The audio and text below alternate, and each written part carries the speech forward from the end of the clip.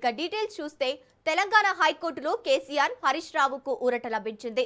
Justice Ghosh commission రిపోర్టును high court నిలిపివేసింది. Ghosh commission నివేదికపై చర్యలు తీసుకోవద్దని ఆదేశించింది. కమిషన్ ఏర్పాటు చేయడాన్ని కేసీఆర్ హరీష్ రావు ప్రశ్నించారు. కమిషన్ రిపోర్టును హైకోర్టు అబియన్స్ పెట్టింది. 8B, 8C కింద నోటీసులు ఇవ్వనందున కేసీఆర్ కు రిలీఫ్ లభించింది. కాళేశ్వరం కమిషన్ రిపోర్టు చెల్లదని అడ్వకేట్లు తెలిపారు.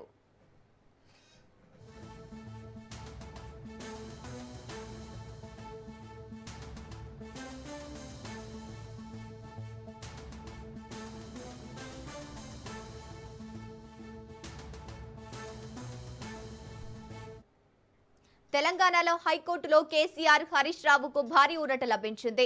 జస్టిస్ ఘోష్ కమిషన్ రిపోర్టును హైకోర్టు నిలిపివేసింది. ఘోష్ కమిషన్ నివేదికపై చర్యలు తీసుకోవద్దని ఆదేశించింది. కమిషన్ ఏర్పాటు చేయడాన్ని కేసీఆర్ హరీష్ రావు ప్రశ్నించారు. కమిషన్ రిపోర్టును హైకోర్టు అబయన్స్ లో పెట్టింది. 8B, 8C కింద నోటీసులు ఇవ్వనందున కేసీఆర్ కు రిలీఫ్ లభించింది. కాళేశ్వరం కమిషన్ రిపోర్టు చెల్లదని అడ్వకేట్లు తెలిపారు.